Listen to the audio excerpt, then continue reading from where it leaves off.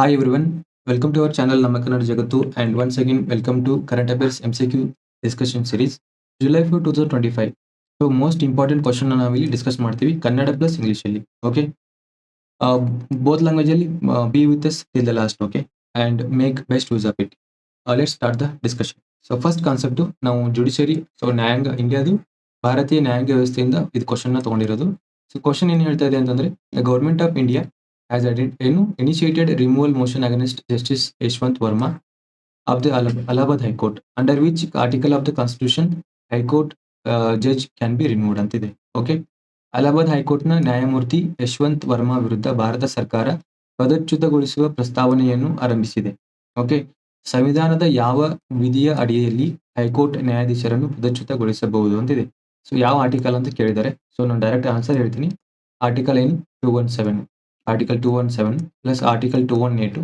So high court judge ಏನು removal ಬಗ್ಗೆ ಹೇಳುತ್ತೆ. ಓಕೆ, ನೆಕ್ಸ್ಟ್ ಆರ್ಟಿಕಲ್ 124 ಕೊಟ್ಟಿದ್ದಾರೆ, ಇದು ಸುಪ್ರೀಂ ಕೋರ್ಟ್ ಬಗ್ಗೆ ಹೇಳುತ್ತೆ. ನೆಕ್ಸ್ಟ್ ಇಲ್ಲಿ ಹೈಕೋರ್ಟ್ 226 ಏನ್ ಹೇಳುತ್ತೆ, ಹೈಕೋರ್ಟ್ ಏನ್ ಮಾಡುತ್ತೆ ರಿಟ್ಸ್ ನ ಹೊರಡಿಸುತ್ತಲ್ಲ, ಸೊ ಅದ್ರ ಬಗ್ಗೆ ಹೇಳುತ್ತೆ ಇದು ಆರ್ಟಿಕಲ್ 226. ಸೊ ಆರ್ಟಿಕಲ್ 311 ಏನ್ ಹೇಳುತ್ತೆ, ಸಿವಿಲ್ ಸರ್ವೆಂಟ್ಸ್ ಬಗ್ಗೆ ಹೇಳುತ್ತೆ. ಸಿವಿಲ್ ಸರ್ವೆಂಟ್ಸ್ ನಾಗರಿಕ ಸೇವೆ ಅಲ್ಲಿರೋರ್ ಬಗ್ಗೆ ಕೂಡ ಹೇಳುತ್ತೆ.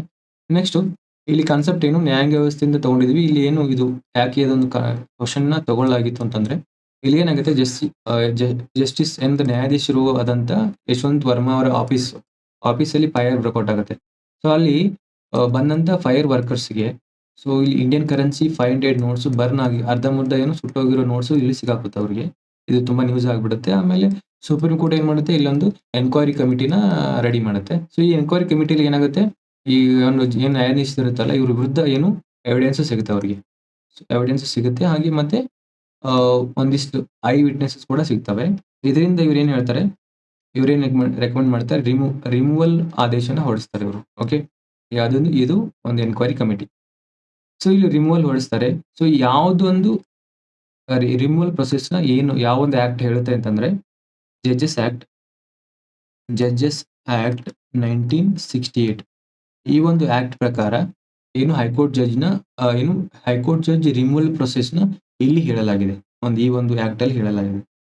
ಸೊ ಈ ಆಕ್ಟ್ ಅಲ್ಲಿ ಏನು ಪ್ರೊಸೀಜರ್ ಮೆನ್ಷನ್ ಮಾಡಿದ್ದಾರೆ. ಸೊ ಈ ಪ್ರೊಸೀಜರ್ ಏನಂತಂದ್ರೆ, ಫಸ್ಟ್ ಗೆ ಇದು ಎಲ್ಲಿ ಬರುತ್ತೆ ಅಂತಂದ್ರೆ, ಮೋಷನ್ ಅಥವಾ ಬಿಲ್ ಏನು ರಿಮೂವಿಂಗ್ ಹೈಕೋರ್ಟ್ ಜಡ್ಜ್ ಎಲ್ಲಿ ಬರುತ್ತೆ, ಪಾರ್ಲಿಮೆಂಟಿಗೆ ಬರುತ್ತೆ. ಫಸ್ಟ್ ಗೆ ಏನ್ ಬೇಕು, ಲೋಕಸಭಾ ಮತ್ತೆ ರಾಜ್ಯಸಭಾ. ಸೊ ಇಲ್ಲಿ ಏನ್ ಬೇಕು, ಪ್ರೀ ಕಂಡೀಷನ್ ಏನಂತಂದ್ರೆ, ಲೋಕಸಭಾದಲ್ಲಿ 100, ರಾಜ್ಯಸಭಾದಲ್ಲಿ 50. ಲೋಕಸಭಾದಲ್ಲಿ 100, ರಾಜ್ಯಸಭಾದಲ್ಲಿ 50 ಮೆಂಬರ್ ಆಫ್ ಪಾರ್ಲಿಮೆಂಟ್ಸ್ ನ ಇದಕ್ಕೆ ಪ್ರೀ ಕಂಡೀಷನ್ ಇದು ಏನು ಸೈನ್ ಬೇಕಾಗುತ್ತೆ ಈ ಒಂದು ಮೋಷನ್ಗೆ. ಸಪೋಸ್ ಇದು ಸೈನ್ ಮಾಡಿದ್ರು ಅಂತಂದ್ರೆ ನೆಕ್ಸ್ಟ್ ಏನಾಗುತ್ತೆ, ಸ್ಪೀಕರ್ ಅಥವಾ ಚೇರ್ಮನ್ ಏನ್ ಮಾಡ್ತಾರೆ, ಒಂದು 3 ಬಾಡಿ ಮೆಂಬರ್ ನ ಕಾನ್ಸ್ಟಿಟ್ಯೂಟ್ ಮಾಡ್ತಾರೆ. 3 ಬಾಡಿ ಮೆಂಬರ್ ಟು ಇನ್ವೆಸ್ಟಿಗೇಟ್ ಈ ಒಂದು ಮ್ಯಾಟರ್ ನ ಇನ್ವೆಸ್ಟಿಗೇಟ್ ಮಾಡಕ್ಕೆ. ಈ ಇನ್ವೆಸ್ಟಿಗೇಷನ್ ಕೂಡ ಇವ್ರ ವಿರುದ್ಧನೇ ಏನು ರಿಪೋರ್ಟ್ ಬಂತು ಅಂತಂದ್ರೆ ಅವಾಗ ಏನಾಗುತ್ತೆ, ಇದು ನೆಕ್ಸ್ಟ್ ವೋಟಿಂಗ್ ಆಗುತ್ತೆ. ವೋಟಿಂಗ್ ಅಲ್ಲಿ ಸಪೋಸ್ 2/3 ಮೆಜಾರಿಟಿಯಿಂದ ಈ ಬಿಲ್ ಪಾಸ್ ಆದ್ರೆ ಅಥವಾ ಈ ಮೋಷನ್ ಅಥವಾ ಬಿಲ್ ಪಾಸ್ ಆಯ್ತು ಅಂತಂದ್ರೆ ಇದು ನೆಕ್ಸ್ಟ್ ಎಲ್ಲಿ ಹೋಗುತ್ತೆ, ಪ್ರೆಸಿಡೆಂಟ್ ಹೋಗುತ್ತೆ. ಸೊ ಪ್ರೆಸಿಡೆಂಟ್ ಅಸೆಂಟ್ ಕೊಟ್ರು ಅಂತಂದ್ರೆ ಆ ಒಂದು ಕ್ಷಣದಿಂದ ಈ ಒಂದು ಹೈಕೋರ್ಟ್ ಜಡ್ಜ್ ಇದಾರಲ್ಲ, ಇವರು consider to be removed from the office. So ಇದೊಂದು ಪ್ರೊಸೆಸ್ ಏನು in removal of high court judges.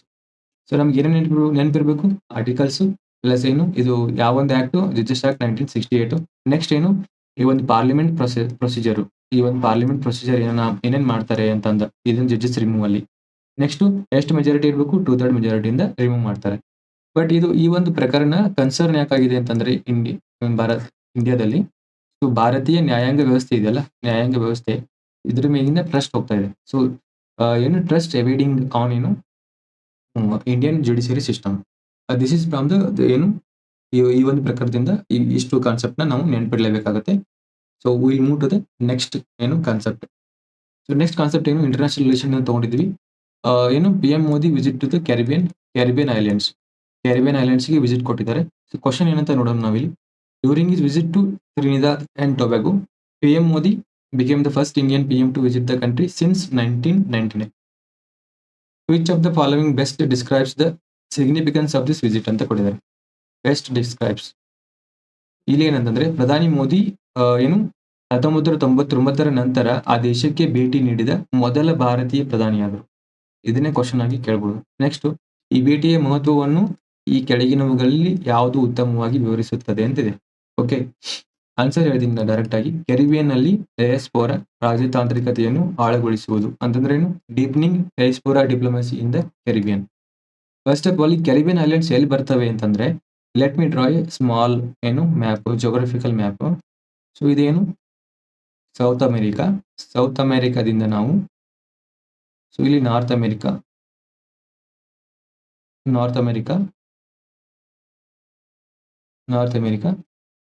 ಇಲ್ಲಿ ಈ ಒಂದು ಐಲ್ಯಾಂಡ್ ಕಂಟ್ರೀಸ್ ಬರ್ತಾವಲ್ಲ, ಸೊ ಇವು ಏನು ಕೆರಿಬಿಯನ್ ಐಲ್ಯಾಂಡ್ಸ್ ಅಂತ ಕರಿತೀವಿ ನಾವು. ಕೆರಿಬಿಯನ್ ಐಲ್ಯಾಂಡ್ಸ್ ಈ ಒಂದು ದ್ವೀಪಗಳ ಸಮೂಹಕ್ಕೆ. ಸೊ ಯಾವ ಸಮುದ್ರದಲ್ಲಿ ಮಹಾಸಮುದ್ರದಲ್ಲಿ ಬರ್ತವೆ ಇವು? Atlantic ocean. So part of ಏನು? Atlantic ocean. ಇದು south America, north America.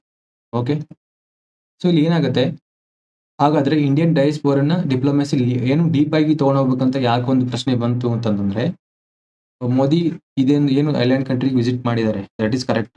But ಏನು ಇಲ್ಲಿ ಫಾರ್ ಎಕ್ಸಾಂಪಲ್ ತ್ರಿನಿದಾದ್ ಇದೇನು ದ್ವೀಪ ಇದೆಯಲ್ಲ, ಸೊ ಇದ್ರ PM ಯಾರು ಅಂತಂದ್ರೆ, ಇವ್ರ ನೇಮ್ ಸ್ಟಾರ್ಟ್ ವಿತ್ ಏನು? ಕಮಲಾ. ಸ್ಟಾರ್ಟ್ ವಿತ್ ಹೆಸರು ಏನಾಗುತ್ತೆ? ಕಮಲಾ ಇಂದ ಸ್ಟಾರ್ಟ್ ಆಗುತ್ತೆ. ಯಾಕಂತಂದ್ರೆ ಇವ್ರ ಪೂರ್ವಜರು ಆನ್ಸಿಸ್ಟರ್ಸ್ ಏನು ಒರಿಜಿನ್ ಎಲ್ಲಿ ಅಂತಂದ್ರೆ ಇಂಡಿಯಾ. ಸೊ ಇಂಡಿಯಾದಿಂದ ಅದು ಏನು ಇಂಡಿಯಾದಲ್ಲಿ ಏನು ಬಿಹಾರ್. ಸೊ ಇಲ್ಲಿಂದ ಹೋಗಿ ಅಲ್ಲಿ ನೆಲೆಸಿದ್ದಾರೆ. ಓಕೆ, ಇದು ಇಂಡಿಯನ್ ಒರಿಜಿನ್ಸ್ ಇವರು. ಸೊ ಅದಕ್ಕೆ ಮೋದಿ ಅವರು ಇವ್ರಿಗೆ ಏನಂತ ಹೇಳಿ ಇದನ್ನ ಮಾಡಿದ್ದಾರೆ ಅಂತಂದ್ರೆ, ಬಿಹಾರ್ ಕಿ ಭೇಟಿ ಅಂತ ಹೇಳಿದ್ದಾರೆ ಅಲ್ಲಿ. ಓಕೆ, ಬಿಹಾರ್ ಕಿ ಭೇಟಿ. ಓಕೆ, ಸೊ ಅರೌಂಡ್ ಇದೇನೊಂದು ಇಲ್ಲಿ ಐಲ್ಯಾಂಡ್ ಕಂಟ್ರೀಸ್ ಇದಾವಲ್ಲ, ಫಾರ್ ಎಕ್ಸಾಂಪಲ್ ತ್ರಿನಿದಾದ್ ತಗೊಂಡ್ರೆ ನಾವು ಇಲ್ಲಿ 45% ಇಂಡಿಯನ್ ಒರಿಜಿನ್ ಜನರೇ ಸಿಗ್ತಾರೆ. So 45% of their population. Okay, ಅದಕ್ಕೆ ಇಂಡಿಯನ್ ಡಯಾಸ್ಪೋರಾ ಅದು ಏನು ಡಿಪ್ಲೊಮ್ಯಾಸಿ ಇಲ್ಲಿ ಕೆರಿಬಿಯನ್ ಐಲ್ಯಾಂಡ್ಸ್ ಅಲ್ಲಿ ಸೊ ಇನ್ಕ್ರೀಸ್ ಮಾಡಬೇಕು ಅಂತೇಳಿ ಇದು ನಮ್ ಏನು ಫಾರಿನ್ ಅಫೇರ್ಸ್ ಅಲ್ಲಿ ಇದನ್ನ ತಗೊಂಡಿದ್ದಾರೆ. Foreign affairs. Okay, external affairs, foreign affairs. Next, ಈ ಕಂಟ್ರಿ ಎಲ್ಲಿ ಲೊಕೇಟ್ ಆಗಿದ್ದಾವೆ ಅಂತ ಕೇಳ್ಬೋದು. ಇದು ಎಲ್ಲಿದೆ ಅಂತಂದ್ರೆ ಅಟ್ಲಾಂಟಿಕ್ ಓಷನ್. ಈ ಕೆರಿಬಿಯನ್ ಸಿ ಕೂಡ ಬರುತ್ತೆ, ಇದೇನು ಗಲ್ಫ್ ಆಫ್ ಮೆಕ್ಸಿಕೋ. ಇದು gulf of Mexico. Next, they are near to the ಏನಿದು 0 ಡಿಗ್ರಿ ಸಾಮಾಜಿಕ ವೃತ್ತ ಅಥವಾ ಲ್ಯಾಟಿಟ್ಯೂಡ್. 0 ಡಿಗ್ರಿ ಲ್ಯಾಟಿಟ್ಯೂಡ್ ಅಥವಾ ಇಕ್ವೇಟರ್ ಅಂತ ಕರಿತೀವಿ. ಓಕೆ, ಅದೇ ತರ ಮೋದಿ ಅವರು ಹಂಗೆ ಸುಮ್ಮನೆ ಹೋಗಿಲ್ಲ. ಸೊ ಹೋಲಿ ವಾಟರ್ ಫ್ರಮ್ ಸಂಗಮ ಮತ್ತೆ ಸರಯೂ ರಿವರ್ ಇಂದ ತಗೊಂಡೋಗಿದ್ದಾರೆ. ಮತ್ತೆ ರೆಪ್ಲಿಕಾ ಆಫ್ ದಿ ರಾಮ ಮಂದಿರ. ಸೊ ಸರಯೂ ರಿವರ್ ಎಲ್ಲಿ ಬರುತ್ತೆ? UP-ದಲ್ಲಿ ಬರುತ್ತೆ. UP ಸರಯೂ ರಿವರ್ ದಂಡೆ ಮೇಲೆನೆ ರಾಮ ಮಂದಿರನ ನಿರ್ಮಾಣ ಮಾಡಲಾಗಿದೆ. Rama Mandir. Okay, Sarayu river, Ayodhya. This is about ಏನು ಈ ಕಾನ್ಸೆಪ್ಟ್. ನೆಕ್ಸ್ಟ್, ಅಲ್ಲಿ ಅಷ್ಟೇ ಅಲ್ಲ, ಸೊ ಮೋದಿ ಅವರಿಗೆ ಅಲ್ಲಿ highest order of the Trinidad and Tobago ಕೂಡ ಇಲ್ಲಿ ಅವರಿಗೆ ನೀಡ್ತಾರೆ. ಓಕೆ, ಮೋದಿ ಅವರಿಗೆ. ಓಕೆ, ನೆಕ್ಸ್ಟ್ ಕ್ವಶನ್ ಡಿಸಾಸ್ಟರ್ ಮೇಲೆ ತಗೊಂಡಿದ್ವಿ. ಸೊ ವಿಜ್ಞಾನ ಮತ್ತು ತಂತ್ರಜ್ಞಾನ ಬಳಸಿ ಅಂದ್ರೆ ಸೈನ್ಸ್ ಅಂಡ್ ಟೆಕ್ನಾಲಜಿ ಬಳಸಿ ಹೇಗೆ ನಾವು ವಿಪತ್ತನ್ನ ನಿರ್ವಹಣೆ ಮಾಡಬಹುದು ಅಂತ ಇದೊಂದು ಕಾನ್ಸೆಪ್ಟ್. ಕ್ವಶನ್ ಏನಂತಂದ್ರೆ, the recently launched C flood system aims to improve flood forecasting system in India. Which of the following institutions is not directly involve in its development ಅಂತ ಕೇಳಿದ್ದಾರೆ. ಓಕೆ, ನಾವೇನಂತ ನೋಡೋಣ ಕರೆಕ್ಟ್ ಆಗಿ ಕ್ವಶನ್ ಏನು ಕೇಳಿದ್ದಾರೆ ಅಂತ. ಇತ್ತೀಚೆಗೆ ಪ್ರಾರಂಭಿಸಲಾದ ಸಿ ಪ್ರವಾಹ ವ್ಯವಸ್ಥೆಯು ಭಾರತದಲ್ಲಿ ಪ್ರವಾಹ ಮುನ್ಸೂಚನೆಯನ್ನು ಸುಧಾರಿಸುವ ಗುರಿಯನ್ನು ಹೊಂದಿದೆ. ಓಕೆ, ಈ ಕೆಳಗಿನ ಯಾವ ಸಂಸ್ಥೆಯು ಅದರ ಅಭಿವೃದ್ಧಿಯಲ್ಲಿ ನೇರವಾಗಿ ಭಾಗವಾಗಿಲ್ಲ? ಡೈರೆಕ್ಟ್ಲಿ ಏನು ಅದರಲ್ಲಿ ಇನ್ವಾಲ್ವ್ ಆಗಿಲ್ಲ ಡೆವಲಪ್ಮೆಂಟ್ ಅಲ್ಲಿ ಅಂದ್ರೆ ISRO. Answer will B ISRO. ಇದು ಭಾಗವಾಗಿಲ್ಲ. ಬಟ್ ಇವು ಮೂರು ಇದು ಭಾಗವಾಗಿದೆ, ಸೊ ಇದು ಭಾಗವಾಗಿದೆ, ಸೊ ಇದು ಭಾಗವಾಗಿದೆ. ಇಲ್ಲಿ ಏನಂತ ನೋಡೋಣ. ಸಿ ಫ್ಲಡ್ ಅನ್ನೋದು ಏನು? ಇದೊಂದು ವೆಬ್ ಪೋರ್ಟಲ್. ಇದು ಪೋರ್ಟಲ್. ಸೊ ಇದನ್ನ ಇತ್ತೀಚೆಗೆ ಮಿನಿಸ್ಟ್ರಿ ಆಫ್ ಜಲಶಕ್ತಿ ಲಾಂಚ್ ಮಾಡ್ತಾರೆ ವಿತ್ ಹೆಲ್ಪ್ ಆಫ್ ಏನು ಸಿಡಾಕ್. ಪುಣೆಯಲ್ಲಿದೆ ಸಿಡಾಕ್, ಅಡ್ವಾನ್ಸ್ ಕಂಪ್ಯೂಟಿಂಗ್ ಸಿಸ್ಟಮ್. ಇದು ಪುಣೆದಲ್ಲಿದೆ. ಇದು ಪುಣೆ ಪ್ಲಸ್ ಏನು ಸೆಂಟ್ರಲ್ ವಾಟರ್ ಕಮಿಷನ್. ಸೊ ಇವರು 3 ಜನ ಏನು ಕೂಡ್ಕೊಂಡು ಇದನ್ನ ವೆಬ್ ಸಿ ಫ್ಲಡ್ ಅಂತ ರೆಡಿ ಮಾಡಿದ್ದಾರೆ. ಸೊ ಆಕ್ಚುಲಿ ಇದು ಏನ್ ವರ್ಕ್ ಆಗುತ್ತೆ, ಹೇಗೆ ಏನಂತಂದ್ರೆ ಅಡ್ವಾನ್ಸ್ 2 ಡೇ ಏನು ವಿಲೇಜ್ ಲೆವೆಲ್ ಫೋರ್ಕಾಸ್ಟ್ ಮಾಡುತ್ತೆ. ಅದ್ರ ಮುನ್ಸೂಚನೆ ಕೊಡುತ್ತೆ. ಅಂದ್ರೆ 48 ಅವರ್ಸ್ ಮುಂಚೆನೆ ಸೊ ಫ್ಲಡ್ ಬರುತ್ತೆ ಅಂತ ಹೇಳುತ್ತೆ across the villages. For example ಇಲ್ಲಿ ತಗೊಂಡ್ರೆ, ಸೊ ಇಲ್ಲೆಲ್ಲ ಫ್ಲಡ್ ಬರುತ್ತೆ, ಇಲ್ಲಿ ಫ್ಲಡ್ ಬರುತ್ತೆ, ಸೊ ಇಲ್ಲಿ ಕೂಡ ಫ್ಲಡ್ ಬರುತ್ತೆ. ಸೊ ಅಡ್ವಾನ್ಸ್ ಆಗಿ ನಾವು ಫ್ಲಡ್ ಫೋರ್ಕಾಸ್ಟಿಂಗ್ ಅಂದ್ರೆ ಮುನ್ಸೂಚನೆ ನೀಡಿದ್ರೆ ಸೊ ನಮ್ಗೆ ಆಗೋ ಲಾಭಗಳೇನು ಅಂತಂದ್ರೆ ಲೈಫ್ನ ಸೇವ್ ಮಾಡ್ಬೋದು, ಪ್ರಾಪರ್ಟಿ ಸೇವ್ ಮಾಡ್ಬೋದು, ನೆಕ್ಸ್ಟು ಇದರಿಂದ ಏನಾಗುತ್ತೆ, ಗವರ್ನೆನ್ಸ್ ಬಿಲ್ಡ್ ಆಗುತ್ತೆ. ಫಾರ್ ಎಕ್ಸಾಂಪಲ್ ಡಿಜಿಟಲ್ ಗವರ್ನೆನ್ಸ್ ಇದರಿಂದ ಇನ್ನೊಂದು ಉಪಯೋಗ ಏನಂತಂದ್ರೆ ಕ್ಲೈಮೇಟ್ ರೆಸಿಲಿಯನ್ಸ್ ಕೂಡ ನಾವು ಬಿಲ್ಡ್ ಮಾಡ್ಬೋದು ನಮ್ಮ nation wide. Okay, current status sleep current status ಏನಂತಂದ್ರೆ ಇದು ಈ ಒಂದು ರಿವರ್ ಬೇಸಿನ್, ಮಹಾನದಿ, ಗೋದಾವರಿ, ತಾಪಿ ಈ ಒಂದು ರಿವರ್ ಬೇಸಿನ್ ಅಲ್ಲಿ ಇದು ಆಕ್ಟಿವ್ಲಿ ಈಗ ಆಪರೇಟ್ ಆಗ್ತಾ ಇದೆ. Okay, next you need to remember, ಏನು ನೀವು ನೆನ್ಪಿಡ್ಬೇಕಂದ್ರೆ ಸೀಪೆಡ್ ಸಿಸ್ಟಮ್ ನ ಯಾರು ಡೆವಲಪ್ ಮಾಡಿದ್ರು, ಮತ್ತು ಇದ್ರದ್ದು ಏಮ್ ಏನು ಅಂತ. Okay, next question, social reform institution. Question ನೋಡೋಣ. National institute of public cooperation and child development has been renamed after which social reformer. ಏನಂದ್ರೆ ರಾಷ್ಟ್ರೀಯ ಸಾರ್ವಜನಿಕ ಸಹಕಾರ ಮತ್ತು ಮಕ್ಕಳ ಅಭಿವೃದ್ಧಿ ಸಂಸ್ಥೆ ಏನಿದೆಯಲ್ಲ, ಇದನ್ನ ಏನ್ ಮಾಡಿದ್ದಾರೆ, ಯಾವ ಒಂದು ಸಮಾಜ ಸುಧಾರಕರ ಹೆಸರಲ್ಲಿ ಮರುನಾಮಕರಣ ಮಾಡಲಾಗಿದೆ ಅಂತಿದೆ. Answer will B Savitribai Phule. ಇವರ ಹೆಸರಲ್ಲಿ ಮರುನಾಮಕರಣ ಮಾಡಲಾಗಿದೆ. ಆಕ್ಚುಲಿ ಏನಂತ ಕರೆಸ್ಕೊಳ್ಳುತ್ತೆ ಅಂತಂದ್ರೆ ಇದು Savitribai Phule national institute of women and child development ಅಂತ ಕರೆಸ್ಕೊಳ್ತದೆ. ಇದು ಒಂದು ಅಪೆಕ್ಸ್ ಬಾಡಿ. ಇದು ಅಪೆಕ್ಸ್ ಬಾಡಿ ಅಂತಂದ್ರೆ ಹೈಯೆಸ್ಟ್ ಬಾಡಿ. ಸೊ ಯಾವ ಸಚಿವಾಲಯದ ಅಂಡರ್ ಬರುತ್ತೆ, ಯಾವ ಮಿನಿಸ್ಟ್ರಿ ಅಂಡರ್ ಬರುತ್ತೆ, ministry of women and child development, ಈ ಒಂದು ಮಿನಿಸ್ಟ್ರಿ ಅಂಡರ್ ಬರುತ್ತೆ. ಇದ್ರ ವರ್ಕ್ ಏನಂತಂದ್ರೆ ಇದು ಟ್ರೈನಿಂಗ್ ಕೊಡೋದು, ಕೆಪಾಸಿಟಿ ಬಿಲ್ಡ್ ಮಾಡೋದು, ಕೆಪಾಸಿಟಿ ಪ್ಲಸ್ ಏನು ಅಂತಂದ್ರೆ ಇದು ಓವರ್ಲುಕ್ಸ್ ಸ್ಕಿಪ್ಸ್ ಏನು ಗೌರ್ಮೆಂಟ್ ಸ್ಕೀಮ್ಸ್ ಇರ್ತಾವಲ್ಲ, for example mission Shakti, mission Vatsalya, Poshan 2.2, so ಇವನ್ನೆಲ್ಲ ಏನ್ ಮಾಡುತ್ತೆ, ಓವರ್ಲುಕ್ ಮಾಡುತ್ತೆ ಇದು. ಓಕೆ, ಇದು ಸಾವಿತ್ರಿಬಾಯಿ ಫುಲೆ ಅವರ ನೇಮ್ ಯಾಕೆ ಅಂತಂದ್ರೆ, ಸೊ ಇವರು ಸೋಷಿಯಲ್ ರಿಫಾರ್ಮರ್ ಆಗಿದ್ರು ಇವರು. ಸೊ ಮಹಿಳೆಯರ ಶಿಕ್ಷಣ ಮತ್ತು ಫೈಟ್ ಅಗೇನ್ಸ್ಟ್ ಏನು ಇನ್ಇಕ್ವಾಲಿಟಿ, ಮಹಿಳೆಯರ ಶಿಕ್ಷಣ.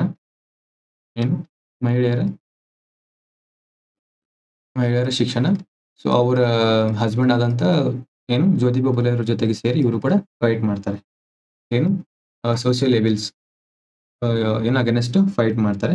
So will move to the next concept, Kariyachali island. ಇದು ಎನ್ವೈರನ್ಮೆಂಟ್ ಟಾಪಿಕ್ ಇಂದ ತಗೊಂಡಿದೀವಿ.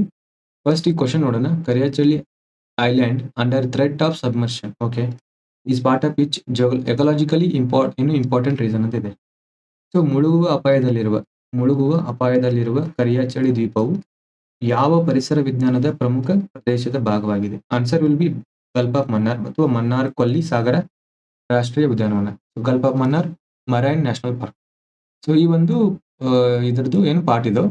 ಸೊ ಇದು ಎಲ್ಲಿ ಬರುತ್ತೆ ಅಂತಂದ್ರೆ, ಫಾರ್ ಎಕ್ಸಾಂಪಲ್, ಸೊ ಇಂಡಿಯಾ, ಇಲ್ಲಿ ಇದು ಶ್ರೀಲಂಕಾ, ಈ ಒಂದು ಪ್ಲೇಸ್ಗೆ gulf of Mannar marine national park ಅಂತ ಹೇಳ್ತೀವಿ, ಮರೀನ್ ನ್ಯಾಷನಲ್ ಪಾರ್ಕ್. ಹಾಗಾದ್ರೆ ಇಲ್ಲಿ ಎಷ್ಟು ಐಲ್ಯಾಂಡ್ಸ್ ಇದಾವೆ ಅಂತಂದ್ರೆ ಇವು 21 ಐಲ್ಯಾಂಡ್ಸ್ ಇದಾವೆ. ಅವು ನ್ಯೂಸ್ ಅಲ್ಲಿ ಹಾಕಿದಾವೆ ಅಂತಂದ್ರೆ ಮೊದಲು ಒಂದು 20 ಹೆಕ್ಟೇರ್ಸ್ ಇಷ್ಟು ಒಂದು ಅಗಲ ಇದ್ದು, ಅಂದ್ರೆ ಇಷ್ಟು ಒಂದು ಏರಿಯಾ ಹೊಂದಿದ್ವು. ಇವಾಗ ಏನಾಗಿದೆ, ಇವು ರೆಡ್ಯೂಸ್ ಆಗಿ ಇಷ್ಟು ಉಳ್ಕೊಂಡಿದೆ, ಒಂದು 5 ಹೆಕ್ಟೇರ್ಸ್ ಅಲ್ಲಿ ಉಳ್ಕೊಂಡಿದ್ದಾವೆ 21 ಏನು ಐಲ್ಯಾಂಡ್ಸ್. ಸೊ ರೀಸನ್ಸ್ ಏನಂತಂದ್ರೆ ಇಲ್ಲಿ ಮೈನಿಂಗ್ ಮಾಡೋದ್ರಿಂದ ಪ್ಲಸ್ ಏನು ಕ್ಲೈಮೇಟ್ ಚೇಂಜ್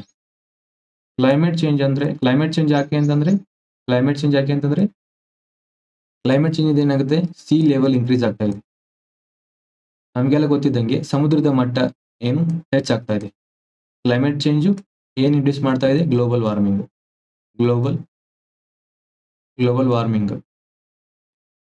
ಇದರಿಂದ ಏನಾಗ್ತಿದೆ, ಸಿ ಲೆವೆಲ್ ರೈಸ್ ಆಗ್ತಾ ಇದೆ. ಸೊ ಸಿ ಲೆವೆಲ್ ರೈಸ್ ಆದ್ರೆ ಇವೇನಿಲ್ಲಿ ಐಲ್ಯಾಂಡ್ಸ್ ಇರ್ತಾವಲ್ಲ, ಇವು ಮುಳುಗೋ ಚಾನ್ಸಸ್ ಬಹಳ ಇರ್ತವೆ. ಸೊ ಇದನ್ನ ನಾವು ಪ್ರೊಟೆಕ್ಟ್ ಯಾಕೆ ಮಾಡ್ಬೇಕು ಅಂತಂದ್ರೆ, ಬಿಕಾಸ್ ಆಫ್ ಏನು ಬಯೋಡೈವರ್ಸಿಟಿ. ಸೊ ಜೀವ ವೈವಿಧ್ಯತೆ ನಾವು ಕಾಪಾಡ್ಕೊಂಡು ಹೋಗ್ಬೇಕು, ಹಿಂಗಾಗಿ ಬಯೋಡೈವರ್ಸಿಟಿ ಮೇಂಟೈನ್ ಮಾಡಬೇಕು. ಸೊ ಇಲ್ಲಿರತಕ್ಕಂಥ ಒಂದು ಇಂಪಾರ್ಟೆಂಟ್ ಸ್ಪೀಸೀಸ್ ಏನಂದ್ರೆ ಸಿ ಕವ್ ಅಂತ ಕರಿತೀವಿ ನಾವು, ಅಥವಾ ಡಗಾಂಗ್ ಅಂತ ಕರಿತೀವಿ. ಸೊ ಇದು ಎಂಡೇಂಜರ್ಡ್ ಸ್ಪೀಸೀಸು,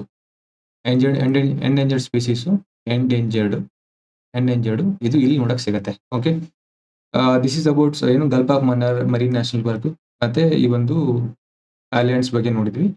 ಮತ್ತೆ ಇಲ್ಲಿ ಏನು ಇದು ಯಾಕೆ ಆಗ್ತಿದೆ ಅಂತ ಕೂಡ ನೋಡಿದ್ವಿ. ಸೊ ಇದನ್ನ ನೆನ್ಪಿಡ್ಲೇಬೇಕು, ಇದು ಎನ್ವೈರನ್ಮೆಂಟ್ ಕ್ವಶನ್. ಸೊ ಕಂಪಲ್ಸರಿ ಕೇಳ್ತಾರೆ, ಅಥವಾ ಇವು ಐಲ್ಯಾಂಡ್ ಯಾವುದೊಂದು ರೀಸನ್ ಪಾರ್ಟ್ ಅಂತ ಆಲ್ರೆಡಿ ನಾವು ಕ್ವಶನ್ ಅಲ್ಲಿ ಕೇಳಿದ್ವಿ. ದಿಸ್ ಇಸ್ ಮೋಸ್ಟ್ ಏನು ಇಂಪಾರ್ಟೆಂಟ್ ಇದು. ನೆಕ್ಸ್ಟ್ ಟರ್ಬಿಯಂ ಅಂತ ಒಂದು ಏನು ಇದು ಏನಂತಂದ್ರೆ ಮೆಟಲ್. ಸೊ ಇದ್ರ ಮೇಲೆ ಕ್ವಶನ್ ಇದೆ, A lanthanide metal used in phosphorus exhibits which magnetic behaviour ಅಂತ ಅಟ್ ರೂಮ್ ಟೆಂಪರೇಚರ್ ಎಷ್ಟು 300 ಕೆಲ್ವಿನ್ ಅಂತ ಕೇಳಿದ್ದಾರೆ. ಫಾಸ್ಫರ್ಗಳಲ್ಲಿ ಬಳಸಲಾಗುವ ಲ್ಯಾಂಥನೈಡ್ ಲೋಹವಾದ ಟರ್ಬಿಯಂ ಕೊನೆಯ ಉಷ್ಣಾಂಶದಲ್ಲಿ ಯಾವ ಕಾಂತೀಯ ನಡವಳಿಕೆಯನ್ನು ಪ್ರದರ್ಶಿಸುತ್ತದೆ ಅಂತಿದೆ. ಓಕೆ, ಆನ್ಸರ್ ಹೇಳ್ತೀನಿ, ಪ್ಯಾರಾಮ್ಯಾಗ್ನೆಟಿಸಮ್. ಸೊ ಯಾವುದೊಂದು ಇದನ್ ಮಾಡುತ್ತೆ, ಇದು ಪ್ಯಾರಾಮ್ಯಾಗ್ನೆಟಿಸಮ್. ಪ್ಯಾರಾಮ್ಯಾಗ್ನೆಟಿಸಮ್ ಅಂತಂದ್ರೆ ಏನದು? ಪ್ಯಾರಾಮ್ಯಾಗ್ನೆಟಿಸಮ್ ಅಂದ್ರೆ strongly attracted to magnetic field. ಇದಕ್ಕೆ ಏನಂತಾರೆ? ಪ್ಯಾರಾಮ್ಯಾಗ್ನೆಟಿಸಮ್ ಅಂತ ಕರೀತಾರೆ.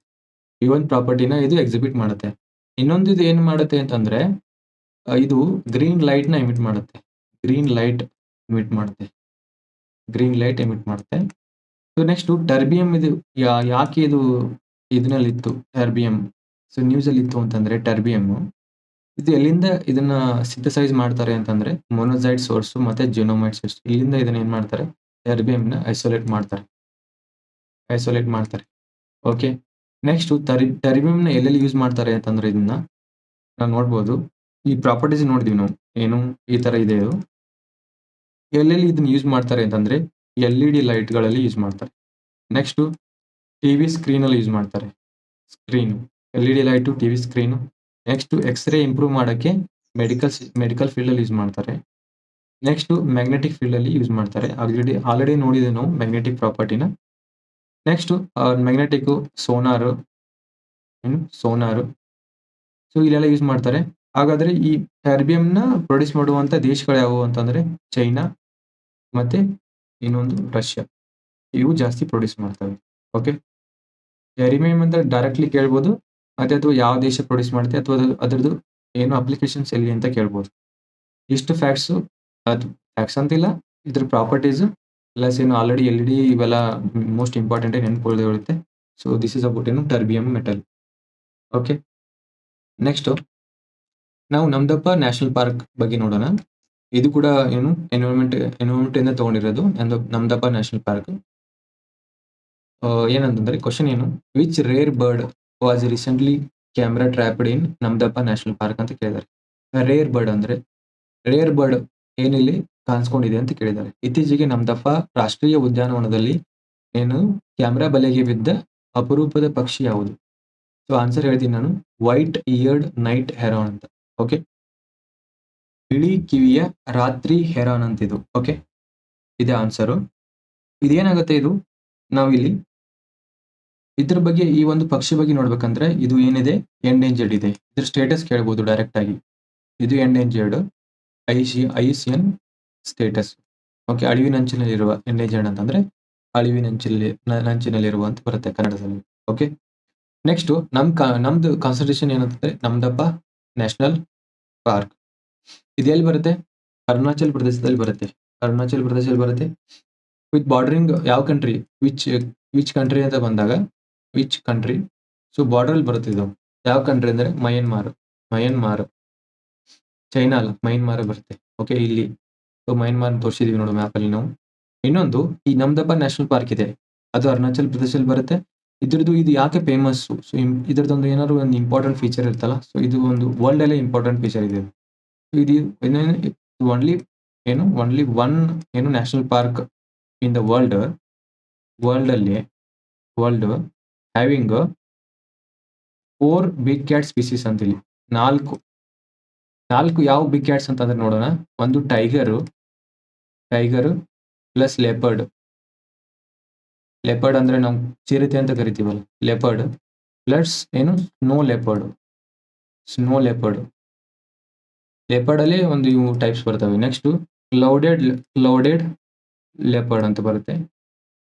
ಸೊ ಈ ತರ ಏನಾದ್ರು ಕ್ವಶನ್ ಬಂದ್ರೆ, ಇದು ಕೂಡ ಇವು 4 big cats only one in the world. So ಕೇಳುವ ಚಾನ್ಸಸ್ ಬಹಳ ಇರುತ್ತೆ. ಇದು ಇದರಲ್ಲಿದೆ, ಇದು ಸೊ ನ್ಯೂಸ್ ಅಲ್ಲಿ ಇದೆ.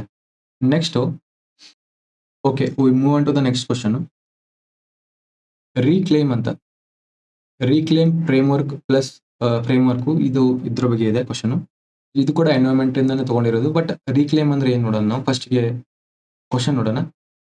The reclaim framework launched by the Ministry of Coal focuses primarily on. So ಇಲ್ಲಿ ಡೈರೆಕ್ಟ್ ಆಗಿ ಕೊಟ್ಟಿದ್ದಾರೆ. ರೀಕ್ಲೇಮ್ ಅನ್ನೋಂಥದ್ದನ್ನ ಸೊ ಯಾರು ಲಾಂಚ್ ಮಾಡ್ತಾರೆ ಅಂತಂದ್ರೆ, ಮಿನಿಸ್ಟ್ರಿ ಆಫ್ ಕೋಲ್ ಮಿನಿಸ್ಟ್ರಿ ಆಫ್ ಕೋಲ್ ಲಾಂಚ್ ಮಾಡಿದೆ. ಇಲ್ಲಿ ಪ್ರಶ್ನೆ ಏನ್ ನೋಡೋಣ, ಕಲ್ಲಿದ್ದಲು ಸಚಿವಾಲಯ ಸೊ ಏನಿದೆ ಪ್ರಾರಂಭಿಸಿದ ರೀಕ್ಲೇಮ್ ಅನ್ನುವಂಥದ್ದು ಪ್ರಾಥಮಿಕವಾಗಿ ಇವುಗಳ ಮೇಲೆ ಕೇಂದ್ರೀಕರಿಸುತ್ತದೆ ಅಂತಿದೆ. ಆನ್ಸರ್ ನೋಡೋಣ, ಗಣಿ ಮುಚ್ಚುವಿಕೆಯ ನಂತರ ಅಂತರ್ಗತ ಸಮುದಾಯ ಪರಿವರ್ತನೆ ಅಂತಿದೆ. ಸೊ ಏನದು inclusive community transition post mine closure. ಅಂದ್ರೆ ಈಗ ಸಪೋಸ್ ಇಲ್ಲಿ ಮೈನಿಂಗ್ ನಡೀತಾ ಇದೆ, ಸೊ ಇಲ್ಲಿ ಏನಿದೆ ಇದನ್ನಿದೆಯಲ್ಲ ಓರ್ ಇಲ್ಲಿ ಕಡಿಮೆ ಆದ ಏನ್ ಮುಗಿದ್ರೆ ಈ ಒಂದು ಎಲಿಮೆಂಟ್ ಮುಗಿದ ಮೇಲೆ ಅಂದ್ರೆ ಕೋಲ್ ಇದೆ, ಇಲ್ಲಿ ಕೋಲ್ ಎಲ್ಲ ಕಡೆ ಮುಗಿದ ಮೇಲೆ ಈ ಮೈನಿಂಗ್ ನ ಕ್ಲೋಸ್ ಮಾಡಬೇಕಾಗತ್ತೆ. ಸೊ ಈ ಕ್ಲೋಸ್ ಮಾಡಿದ್ರೆ ಇಲ್ಲಿ ಇರೋತಕ್ಕಂತ ಇದ್ರ ಮೇಲೆ ಡಿಪೆಂಡ್ ಆಗಿರತಕ್ಕಂತ ಇಲ್ಲಿ ಜನ ಇರ್ತಾರಲ್ಲ, ಸೊ ಇವ್ರನ್ನ ಫೋಕಸ್ ಮಾಡೋದೇ ಇದೊಂದು ಇನಿಷಿಯೇಟಿವ್ ರೀಕ್ಲೇಮ್ ಅಂತ ಒಂದು ಇನಿಷಿಯೇಟಿವ್. ಆಕ್ಚುಲಿ ಇದ್ರ ಫುಲ್ ಫಾರ್ಮ್ ಏನಂತಂದ್ರೆ ರೀಕ್ಲೇಮ್ ಫುಲ್ ಫಾರ್ಮ್ ಏನಂತಂದ್ರೆ ಆರ್ ಅಂತಂದ್ರೆ repurposing engagement, community development, livelihood restoration, inclusivity and mine closure planning ಅಂತರ. ಇದು ಇನ್ಕ್ಲೂಸಿವ್ ಕಾನ್ಸೆಪ್ಟ್ ಬಂದ್ರೆ ಆಲ್ಮೋಸ್ಟ್ ಕಾಮನ್ ಆಗಿರೋದನ್ನ ಎಲ್ಲಾನ ಇನ್ಕ್ಲೂಡ್ ಮಾಡಿರ್ತಾರೆ ಇದರಲ್ಲಿ. ಓಕೆ, ನೆಕ್ಸ್ಟ್ ನಾವು ನೋಡಿದ್ವಲ್ಲ ರೀಕ್ಲೇಮ್ ಅನ್ನೋದು ಏನ್ ಮಾಡುತ್ತೆ ಅಂತ ಗೊತ್ತಾಯ್ತಲ್ಲ, ಇಷ್ಟು ಗೊತ್ತಿದ್ರೆ ಸಾಕು. ನೆಕ್ಸ್ಟ್ ಅಷ್ಟು ಪ್ರಿಲಿಮ್ಸ್ಗೆ ಎಷ್ಟು ಇಂಪಾರ್ಟೆಂಟ್ ಇಲ್ಲ. ಸೊ ಯಾವ ಮಿನಿಸ್ಟ್ರಿ ಮಾಡುತ್ತೆ ಮತ್ತೆ ಇದ್ರದ್ದು ಇಂಪಾರ್ಟೆನ್ಸ್ ಏನು ಅಂತ ಗೊತ್ತಿದ್ರೆ ಸಾಕು. ಸೊ ಮೈನ್ ಕ್ಲೋಸರ್ ಆದ್ಮೇಲೆ ಈ ಒಂದು ಕಮ್ಯುನಿಟಿನ ಹೇಗೆ ಡೆವಲಪ್ಮೆಂಟ್ ಮಾಡೋದೇ ಅನ್ನೋದೇ ಇದ್ರದ್ದು ಉದ್ದೇಶ. ಓಕೆ, ಏನ್ ಕೇಳ್ಬೋದು ಮತ್ತೆ ಯಾವ ಮಿನಿಸ್ಟ್ರಿ ಅಂತ ಕೇಳ್ಬೋದು. Next question, financial fraud risk indicator ಇದೇನ್ ಬೇಲಿ ಬರುತ್ತೆ, ಇದು ಸೈಬರ್ ಸೆಕ್ಯೂರಿಟಿಯಲ್ಲಿ ಬರುತ್ತೆ. ಸೈಬರ್ ಭದ್ರತೆ, ಹಣಕಾಸು ವಂಚನೆ ಅಪಾಯ ಸೂಚಂಕ. ಅಂದ್ರೆ ಏನಾಗಿದೆ ಕ್ವಶನ್ ನೋಡೋಣ ಫಸ್ಟ್ ಗೆ. The financial fraud risk indicator integrated into the Indian banking systems was developed by. ಭಾರತೀಯ ಬ್ಯಾಂಕಿಂಗ್ ವ್ಯವಸ್ಥೆಗಳಲ್ಲಿ ಸಂಯೋಜಿಸಲ್ಪಟ್ಟ ಹಣಕಾಸು ವಂಚನೆ ಅಪಾಯ ಸೂಚಕ ಅನ್ನು ಅಭಿವೃದ್ಧಿಪಡಿಸಿದರು ಅಂತ. ಯಾರು ಅಭಿವೃದ್ಧಿಪಡಿಸಿದರು ಅಂತಿದೆ. ಓಕೆ, ಇಲ್ಲಿ ಆನ್ಸರ್ ಏನಂತಂದ್ರೆ ಯಾರು ಅಭಿವೃದ್ಧಿಪಡಿಸಿದರು ಅಂತಂದ್ರೆ ಡಿಪಾರ್ಟ್ಮೆಂಟ್ ಆಫ್ ಟೆಲಿಕಮ್ಯುನಿಕೇಶನ್ ದೂರ ಸಂಪರ್ಕ ಇಲಾಖೆ, ಇವರು ಅಭಿವೃದ್ಧಿಪಡಿಸಿದ್ದಾರೆ ಏನನ್ನ fraud risk indicator. So simple term ಅಲ್ಲಿ ನಾನು ಎಕ್ಸ್ಪ್ಲೈನ್ ಮಾಡ್ತೀನಿ ಇದನ್ನ. ಸೊ ಇಲ್ಲಿ ಏನಾಗುತ್ತೆ, ಇಲ್ಲಿ ನೋಡ್ಬೋದು ನೀವು, ಈಗ ಇದೊಂದು ಬ್ಯಾಂಕ್ ಇದೆ. ಸೊ ಈ ಬ್ಯಾಂಕ್ ನ ಫ್ರಾಡ್ ರಿಸ್ಕ್ ಇಂಡಿಕೇಟರ್ ಇದರಲ್ಲಿ ನಾವು ಇಂಟಿಗ್ರೇಟ್ ಅಂದ್ರೆ ಸಂಯೋಜಿಸಲ್ಪಟ್ರೆ ಏನಾಗುತ್ತೆ ಅಂತಂದ್ರೆ ಇಲ್ಲಿ ಒಬ್ಬ ವ್ಯಕ್ತಿ ಇದ್ದಾನೆ. ಸೊ ಇವನು ಈ ಬ್ಯಾಂಕ್ ಅಲ್ಲಿ ಏನ್ ಮಾಡ್ಬೇಕು, ಇವನು ಲೋನ್ ಅಥವಾ ಸಾಲ ತಗೋಬೇಕು. ಓಕೆ, ಸೊ ಇವನ್ ಮೊಬೈಲ್ ನಂಬರ್ ಇರುತ್ತೆ. ಸೊ ಈ ಸಾಲ ತಗೊಳಕ್ ಬರ್ತಾನೆ. ಈ ಮೊಬೈಲ್ ನಂಬರ್ ಅಂತೂ ಈಗಂತೂ ಕಂಪಲ್ಸರಿ ಇದೆ. ಸೊ ಎಲ್ಲ ಯೂಸ್ ಮಾಡ್ತಾರೆ. ಆದ್ರೆ ಈ ಬ್ಯಾಂಕ್ನವ್ರು ಏನ್ ಹೇಳ್ತಾರೆ, ಇವನಿಗೆ ಸಾಲ ಕೊಡಕ್ಕಾಗಲ್ಲ ಅಂತ ಹೇಳ್ತಾರೆ. ಸೊ ಯಾಕಂದ್ರೆ ಈ ವ್ಯಕ್ತಿ ಆಲ್ರೆಡಿ ಸೊ ಇನ್ನೊಂದು ಬೇರೆ ಬ್ಯಾಂಕ್ ಇರುತ್ತೆ, ಬ್ಯಾಂಕ್ 1 ಇದು ಅಥವಾ ಎ ಬ್ಯಾಂಕ್, ಇದು ಬ್ಯಾಂಕ್ ಬಿ. ಇಲ್ಲಿ ಆಲ್ರೆಡಿ ಏನ್ ಮಾಡಿರ್ತಾನೆ, ಇಲ್ಲಿ ಸಾಲ ತಗೊಂಡಿರ್ತಾನೆ ಅವನು. ಸೊ ಇಲ್ಲಿ ಏನ್ ಮಾಡಿರ್ತಾನೆ, ಇವನು ಲೋನ್ ತಗೊಂಡಿರ್ತಾನೆ. ಆದ್ರೆ ಕರೆಕ್ಟ್ ಆಗಿ ರೀಪೇ ಮಾಡಿರೋದಿಲ್ಲ. ಅದಕ್ಕೆ ಈ ಬ್ಯಾಂಕ್ ಅವ್ರು ಏನ್ ಮಾಡ್ತಾರೆ, ಈ ಒಂದು ಮೊಬೈಲ್ ನಂಬರ್ನ ಆಲ್ರೆಡಿ ಇಲ್ಲಿ ಈ ಒಂದು ಬ್ಯಾಂಕ್ ಅಲ್ಲಿ ಕೂಡ FRI ಅಂದ್ರೆ ಫ್ರಾಡ್ ರಿಸ್ಕ್ ಇಂಡೆಕ್ಸ್ ಏನಿರ್ತಲ್ಲ ಇದನ್ನ ಅಳವಡಿಸ್ಕೊಂಡಿರ್ತಾರೆ. ಸೊ ಇವ್ರು ಏನ್ ಮಾಡ್ತಾರೆ, ಇದು ಮೊಬೈಲ್ ನಂಬರ್ನ medium high, very high risk ಅಂತ ರಿಸ್ಕ್ ಕ್ಯಾಟಗರೀಸ್ ಅಲ್ಲಿ ಹಾಕ್ಬಿಟ್ಟಿರ್ತಾರೆ. ಈ ಒಂದು ಕ್ಯಾಟಗರೀಸ್ ಅಲ್ಲಿ ಬಂದ್ಬಿಟ್ರೆ ಈ ಬ್ಯಾಂಕಿನವರು ಈ ಒಂದು ಮೊಬೈಲ್ ನಂಬರ್ ಮತ್ತೆ ಬಂದ್ಬಿಟ್ರೆ ಇವ್ರಿಗೆ ಏನ್ ಕೊಡಲ್ಲ, ಲೋನ್ ಕೊಡಲ್ಲ, ಸಾಲನು ಕೊಡಂಗಿಲ್ಲ, ಏನು ಕೊಡಂಗಿಲ್ಲ. ಸೊ ಇದು ಈ ತರ ವರ್ಕ್ ಆಗುತ್ತೆ. Okay, this is all about it. Fraud risk indicator ಯಾರು ಡೆವಲಪ್ ಮಾಡಿದ್ದಾರೆ ಅಂತಂದ್ರೆ ಡಿಪಾರ್ಟ್ಮೆಂಟ್ ಆಫ್ ಟೆಲಿಕಮ್ಯುನಿಕೇಶನ್. ಓಕೆ, ಮತ್ತೆ ಅಂಡರ್ ಯಾರ್ ಗೈಡ್ಲೈನ್ಸ್ ಅಲ್ಲಿ ಅಂತಂದ್ರೆ ಗೈಡ್ಲೈನ್ಸ್ ಬಂದಾಗ RBI ಗೈಡ್ಲೈನ್ಸ್, ಬಟ್ ರೆಡಿ ಮಾಡಿರೋದು ಅದು ಯಾರು, ಡಿಪಾರ್ಟ್ಮೆಂಟ್ ಆಫ್ ಟೆಲಿಕಮ್ಯುನಿಕೇಶನ್ಸ್. ಓಕೆ, ಈ ಒಂದು ವರ್ಕ್ ನಿಮ್ಗೆ ಇಷ್ಟ ಆಗಿದೆ, please subscribe to our channel at ನಮ್ಮ ಕನ್ನಡ ಜಗತ್ತು. Thank you everyone.